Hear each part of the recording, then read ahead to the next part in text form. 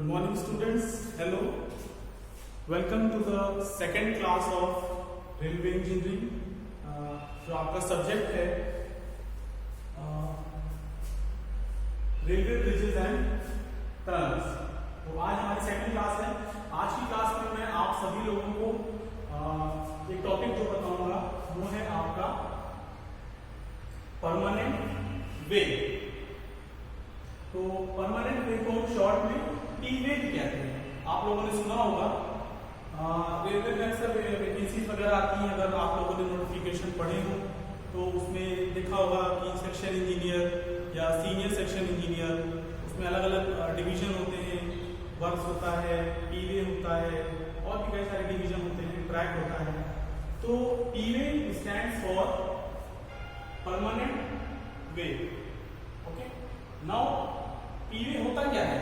आज के लेक्चर में हम लोग यही डिस्कस करेंगे। मैं आपको यही बताऊंगा कि टी-वे बेसिकली होता क्या है। टी-वे आप सभी ने देखा हुआ है, सभी ने उसके ऊपर जो गाड़ी चलती है, जो ट्रेन चलती है, उस पर ट्रैवल भी किया है। लेकिन हम उसके इंजीनियरिंग पॉइंट ऑफ व्यू से आज टी-वे को देखेंगे। तो ये मैंने एक टी-वे परमानेंट वे का एक टिपिकल क्रॉस सेक्शन यहाँ पे बनाया हुआ है। इसको नीचे से स्टार्ट करते हैं। देखिए नीचे आपका सपोज ये जीएल है, GL stands for ground level. तो आपका ये मृदा है, ये ग्राउंड लेवल है आपका, भूतल जिसे कहते हैं हिंदी में। भूतल के ऊपर आइए, देखिए यहाँ पे एक ये फॉर्मेशन ये बना हुआ है, ठीक, इसे कहते हैं सब बेलास्ट। ठीक है, सब बेलास्ट ग्राउंड लेवल के ऊपर होता है। और ये आपका बेलास्ट यानी कि एग्रीगेट, स्टोन एग्रीगेट होता है और अलग अलग साइज का होता है, वेरी करता है। तो बेलास्ट में हम बेसिकली ज्यादातर एग्रीगेट को यूज करते हैं, प्लस इसमें कुछ सैंड या फाइन एग्रीगेट भी, जैसे साइड पे डिपेंड करता है, उसके अकॉर्डिंग हम यूज कर लेते हैं। बेलास्ट के ऊपर आते हैं, एक और लेयर है यहाँ पे, देखिए ये वाली, दिस इज ये सब बेलास्ट था, ये बेलास्ट था। इस वाले पोर्शन में या इस लेयर में हम सिर्फ और सिर्फ एग्रीगेट्स को ही यूज करेंगे, कोर्स एग्रीगेट्स को। जो आपने पटरी के नीचे देखे होंगे, जो पत्थर होते हैं, पत्थर डले होते हैं पटरी के नीचे। आप सभी लोग ट्रेन में चल चुके हैं तो पटरी देखी होगी सभी ने। तो पटरी के नीचे जितना भी जो पत्थर डले होते हैं, जो गिट्टी होती है बड़ी बड़ी, वही आपकी बेलास्ट होती है।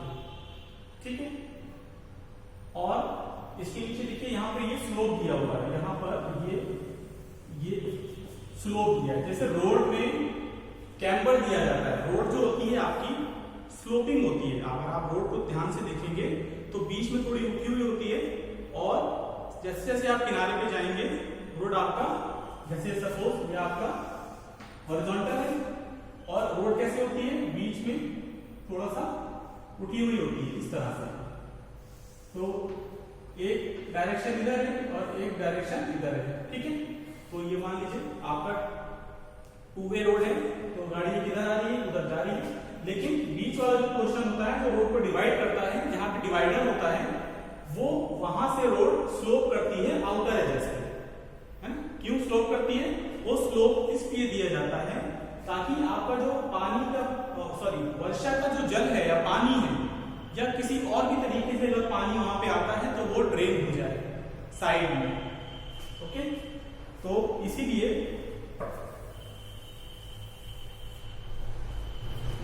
ये देखिए सब बेलास्ट और बेलास्ट के बीच में एक ये स्लोप दिया जाता है।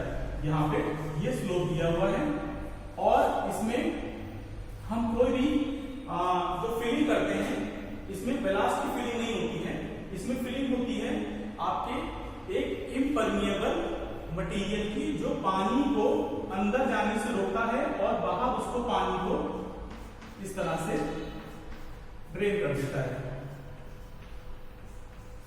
ठीक है, तो जो भी ऊपर से पानी आएगा, वो चाहे वर्षा का पानी हो या आपके जो ऊपर से जो ट्रेन जा रही है, पैसेंजर ट्रेन जा रही है, उसके जो वॉशरूम्स होते हैं उसका पानी हो, किसी भी तरह का पानी अगर पटरी के ऊपर आता है तो कशन के ऊपर से ये दोनों तरफ बाहर ड्रेन हो जाता है। इससे हमारा क्या होता है, नीचे का जो लेयर है सब बेलास्ट और ग्राउंड लेवल, पानी उसमें नहीं जाता और ना ही आपका पीवे खराब होगा या उसका स्ट्रक्चर खराब होगा या उसका लेवल डाउन होगा। ठीक है, तो इसे हम कहते हैं कशन, CUSHION, कशन। ठीक है, कशन के ऊपर बेलास्ट मैंने आपको बता दिया। अब बेलास्ट के ऊपर आ जाइए, यहां पे देखिए एक ये वाला, ये क्या है, ये है स्लीपर। ठीक, स्लीपर भी सबने देखा है भाई, पटरी के नीचे थोड़े थोड़े गैप पे जो आप कंक्रीट के ब्लॉक्स देखते हैं, पटरी के नीचे कंक्रीट के ब्लॉक्स होते हैं, उसी को हम स्लीपर कहते हैं। स्लीपर का काम क्या है, दोनों ही पटरियों को, ये पटरी है यहाँ पर रेस लिखा है, एक रेल ये है, एक रेल ये है, गाड़ी दो पटरियों पे चलती है, तो एक पहिया इस पे चलेगा, एक पहिया इस पे चलेगा, और ये रेल किसके ऊपर टाइट होती है, स्लीपर के ऊपर। नॉर्मली आज की डेट में जो सबसे ज्यादा स्लीपर यूज होता है वो है प्री स्ट्रेस्ड कंक्रीट स्लीपर। तो प्री स्ट्रेस्ड कंक्रीट स्लीपर, और इससे पहले वुडन स्लीपर यूज होते थे, लकड़ी के स्लीपर यूज होते थे, मेटल के स्लीपर, कास्ट आयरन के स्लीपर, ये सब पहले यूज होते थे। लकड़ी के स्लीपर क्या होते थे, पानी से गल जाते थे, सड़ जाते थे, खराब हो जाते थे, लाइफ कम थी, इसलिए उसका यूज धीरे धीरे कम हो गया। मेटल के जो स्लीपर थे वो भी पानी पड़ने पर उसमें जंग लग जाती थी, कोरोजन हो जाता था, तो उसका भी यूज धीरे धीरे कम हो गया। अब जो सबसे ज्यादा यूज होता है वो है PSC स्लीपर्स का, PCC sleepers, pre stressed concrete sleeper.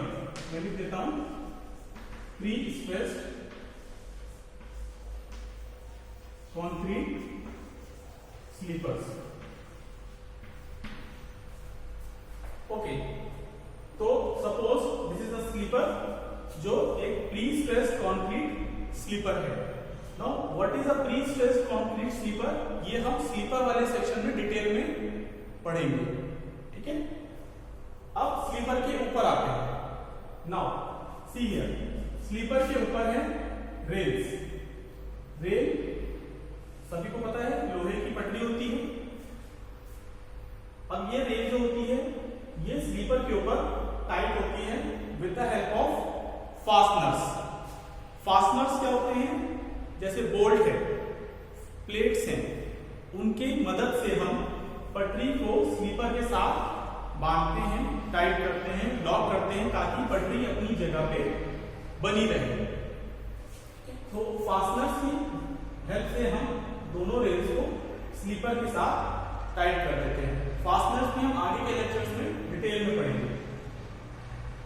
Now rail, अब देखिए यहां पे मैंने स्टार्ट किया था नीचे ग्राउंड से, ग्राउंड के बाद आया सब बेलास्ट, सब बेलास्ट के बाद आया बेलास्ट, और बेलास्ट के बाद आया स्लीपर, स्लीपर के बाद आया रेल। बेलास्ट और सब बेलास्ट के बीच में था कशन। कशन क्यों दिया जाता है, फॉर ड्रेनेज ऑफ वाटर। तो this is a typical cross section of a permanent way, और in short you can say P way. GL stands for ground level. Now see here, यहां पे देखिए ये जो सब बेलास्ट का एक हमने लेयर दी है उसमें साइड स्लोप है ना, 2:1 का साइड स्लोप दिया जाता है सब बेलास्ट में। स्लोप देते हैं आप, ताकि आपने जो हाइट दी है स्टेबिलिटी के लिए ये स्लोप दिया जाता है, ताकि आपका जो बेलास्ट की जो आपने लेयर डाली है वो अपनी जगह पे बनी रहे। इसी तरह जो ऊपर की बेलास्ट वाली लेयर है उसमें भी साइड स्लोप होता है 1.5:1 का। ठीक है, ये साइड स्लोप दोनों तरफ, यहां पे भी और यहां पे भी 1.5:1 का बेलास्ट में और 2:1 का आपका सब बेलास्ट में। ओके, यहां पे ये टिपिकल क्रॉस सेक्शन मैंने आपको समझा दिया। बनाने का तरीका इसका बहुत आसान है, एग्जाम में भी ज्यादातर पूछा जाता है। बनाने का तरीका ये है, आप इसको नीचे से स्टार्ट करिए बनाना। आपको पता है नीचे ग्राउंड है, उसके ऊपर सब बेलास्ट लेयर बनाइए, बीच में स्लीपर, कशन और लास्ट में दोनों रेल्स। ये इसका बनाने का सबसे इजी तरीका है और आमतौर पे ये याद भी रहता है। ठीक है, नाउ कुछ टर्म्स में और आपको बताऊंगा जो इंजीनियरिंग टर्म्स हैं, जैसे कि सबसे इंपॉर्टेंट है आपका यहाँ पे, this is gauge, GAUGE, gauge. Gauge क्या होता है? गेज होता है आपके रेल्स के बीच की, जो रेल का हेड है, ठीक है, ये जो ऊपर का पोर्शन होता है दिस इज हेड। तो दोनों रेल का जो हेड है उनके इनर, अंदर वाले, अंदर से अंदर तक जो दूरी होती है, ये देखिए यहां पे लिखा रहा है, ये इनर सरफेस है इसका, ये इसका इनर सरफेस है, दोनों के बीच की जो दूरी होती है वो कहलाती है गेज। बेलास्ट शोल्डर, जो आपका, एक मिनट, ये यहां पे देखिए, जो आपका बेलास्ट वाली लेयर है, ये बेलास्ट की लेयर है, यहां पे इसका ये, इसको आप शोल्डर समझ लीजिए, यहां से ये स्लोप नीचे डाउन होता है ना, तो इसको शोल्डर मान के, यहां से देखिए, यहां से लेके और इसका शोल्डर यहां पे है, तो इसके बीच की जो दूरी होगी शोल्डर टू शोल्डर बेलास्ट की, वो कहलाएगी बेलास्ट शोल्डर। नीचे आते हैं, जो आपका सब बेलास्ट है, सब बेलास्ट वाली लेयर का जो शोल्डर है वो ये है, और एक शोल्डर यहां पे है, तो इसकी बीच की दूरी जो है वो यहां पे देखिए, दिस इज फॉर्मेशन विड्थ। ठीक है, तो आपको बेलास्ट शोल्डर समझ में आ गया, फॉर्मेशन विड्थ समझ में आ गई, गेज समझ में आ गया। गेज, ध्यान रखिएगा, inner distance between the two rails is gauge. अब गेज इंडिया में बेसिकली 3 टाइप के होते हैं। एक है आपका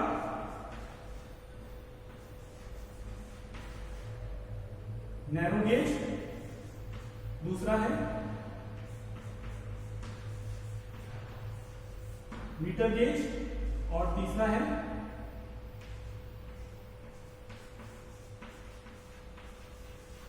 ब्रॉड गेज। तो नैरो गेज, मीटर गेज है, ब्रॉड गेज। गेज को हम मेजर करते हैं इधर इन mm और मीटर्स। ओके, तो नैरो गेज होता है 0.767,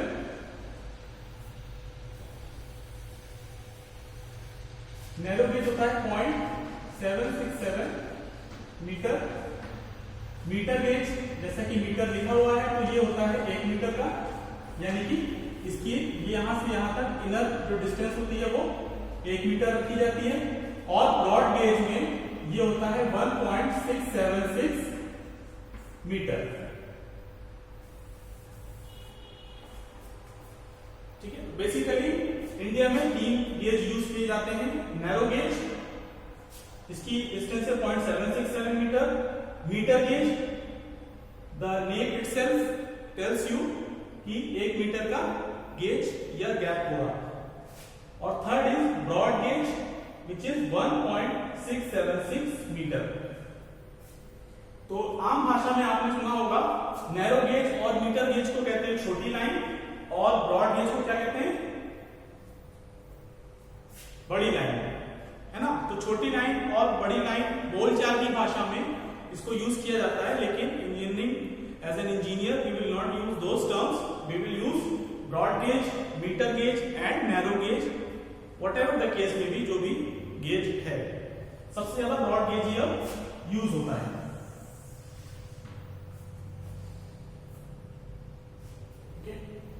इसके बाद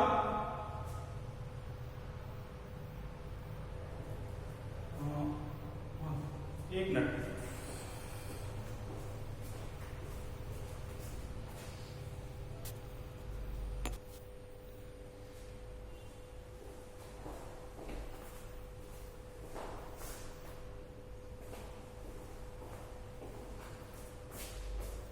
तो आज का लेक्चर मैंने बेसिकली पीवे पे या परमानेंट पे आप कह लें, परमानेंट पे ही रखा था। इसका मैंने आपको डिटेल में क्रॉस सेक्शन समझाया है। बनाने का तरीका भी मैंने आपको बता दिया, कैसे आपको बनाना है, नीचे से स्टार्ट करना है, ग्राउंड लेवल से सब लास्ट एंड स्लीपर है वे। तो पीवे अभी तक मैं उम्मीद करता हूं आप लोग सभी समझ गए होंगे what is the P way, and P way stands for permanent way.